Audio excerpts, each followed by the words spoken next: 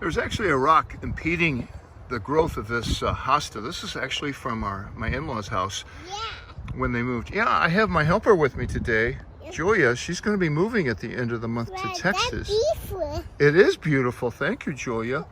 You want to go down to the garden? Yeah. Okay. Larry Saxwell here with my helper, Julia. Look at that. Look at that. Isn't that beautiful? Yeah. This is an azalea I transplanted a couple years ago, and it's really thriving now. Isn't it pretty, Julia? Yeah.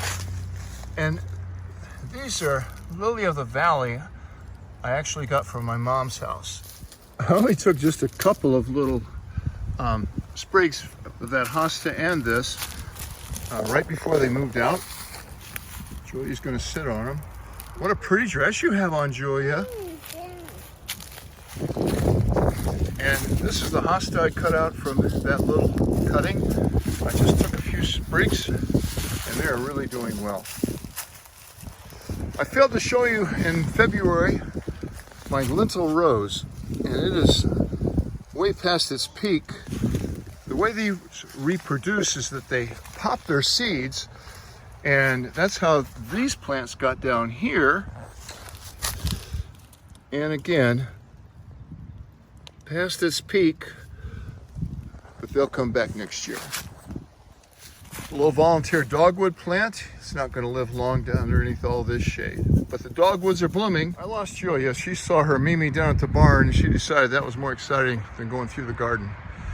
Have another azalea back there. More over here. A lot of buds that just haven't opened yet. I still haven't cleaned up. I've taken down my hoop house, but I haven't been so busy with track and everything else. These are the onions I planted that last video. I've got some lettuce coming up in between and some spinach. Spinach is over here and some carrots coming up. I still have this to plant down here. You can see those holes there, that's where the cats dug in. But the onions are looking great. I've got some onion bulbs I'm going to plant for our green onions. This is where the hoop house was. I've kind of weeded it out. We're still eating on this lettuce. And the carrots are still growing. I'm gonna put tomatoes in here, but that's not until probably April 15th or so. So I'll be doing that at the next video. This is a real mess. Ethan is on spring break next week, so I'm hoping to get to this. But the bronze funnel, this is gonna come up and come all the way over the windmill here. This is off the top of my father-in-law's barn. We rescued it. It had not been on the barn, I don't think, since he owned it. But it goes pretty fast during a windy day. The perennial beds up here are doing really well. This strawberry plant was a volunteer and it is just blooming all over the place. Oh, I gotta go up there. I see some of the coreopsis I transplanted last year are blooming. I'll show you that in a minute. I need to deadhead these. They are at their peak. This variety here is just gorgeous. Look at those plants. Kind of a late bloomer, which is good. Daffodils, if you time them right, can bloom over several weeks. My foxgloves are doing great. I gotta get up there and weed those. Daffodils are my favorite in the spring. That variety right there did not do very well. Only a few bulbs, and I'm hoping they'll do better next year. This is paper whites. Man, what a mess they are. When they die back, I'm gonna dig those up and thin them out. They bloom about every 2 years. In these daffodils are the Shasta daisies, and those will come up as these wither away, and they're looking great. I planted those last fall. The yellow yarrow is going to be a real complement to the blue I already have, and to the I've got some red in there now. In the pond here, I haven't checked the thermometer. Once that water reaches 55 degrees, I need to clean out the pond. Here's a big frog caught on top of the leaf catcher. I gotta get him out. But as you can see, the fish are quite active. And the parrot feather has changed its, I don't know, its composition. Just the last couple of days, all of these vines that come up. Of course, most of that will be put in the compost pile, or I use it as mulch. Let me get this frog out of here. So here's the poor guy.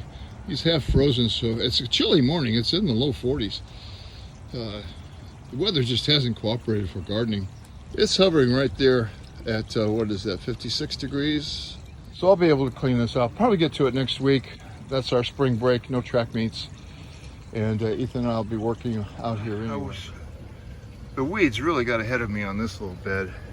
And those are winter weeds, so I'm hoping, but they're really in there hard. I couldn't, they're not like the chickweed. You can't just pull them out in masses. The strawberry patch is looking good, a lot of blooms. They still need to be weeded, a lot of chickweed left in there. And I do have a coreopsis blooming. This is a little patch that was really one of the best deals I've got at Lowe's last year. I think these were $1 a pot, and they had several plants in each one of them. Here's another foxglove and that beautiful yarrow. That nicotina plant I had saved all winter was right here. This is what's left of it.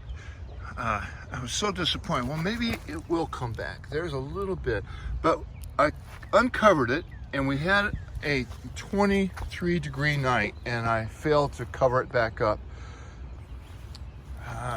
Here's a little bit more. It might come back. It was looking so good. I'm hoping it comes back. That's what that hummingbird moth loves.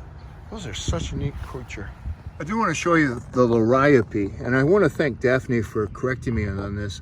I've been gardening since I could walk and watch my mom and dad garden, but I am by no means an expert, and you can always learn.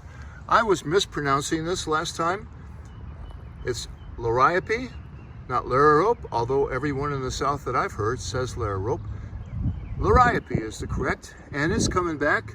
Got a little frostbitten a couple times, but it's still looking good. This is where I'm going to leave you today. The sun's come out. It's warmed up a little bit.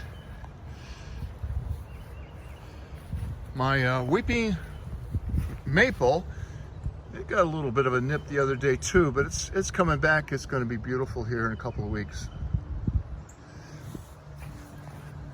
I'm not sure what perennial this is, but I marked it so I wouldn't pull it up as a weed. Look forward to that blooming. Thanks for watching. I hope your garden's doing well.